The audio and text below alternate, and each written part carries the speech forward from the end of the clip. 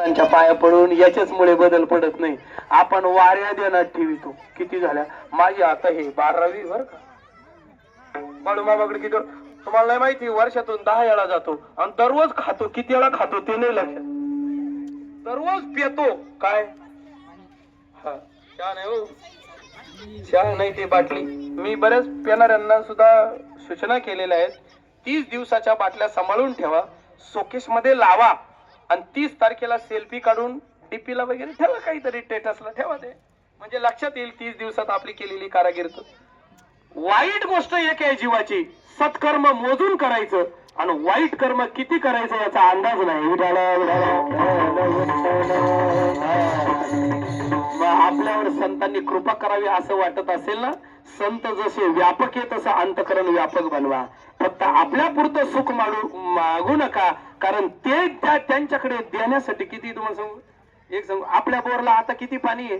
Bore बोला ना, 2 इंची 3 इंची किती इंची पाणी आता चालू. अर्धा इंची चालू आहे, कारण आता एप्रिल सुरू झाला. विजय महाराज आपल्या बोरला पाणी किती आहे.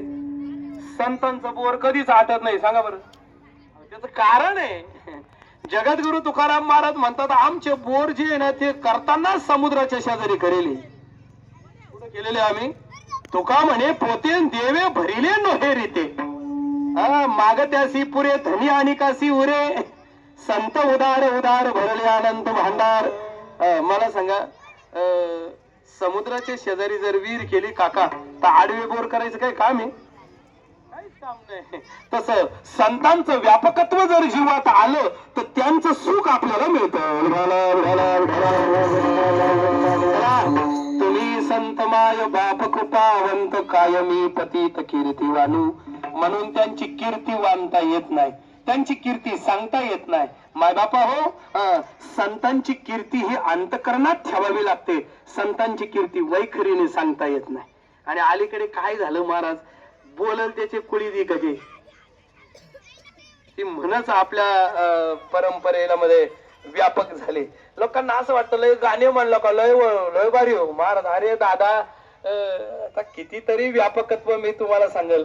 जेवढं झाकून पेराल तेवढं टर उगत आहे, आणि जेवढं उघड्यावर पेराल ना महाराज तेवढे कावळे कुत्रे घेऊन जातील रे दादा. विठाला विठाला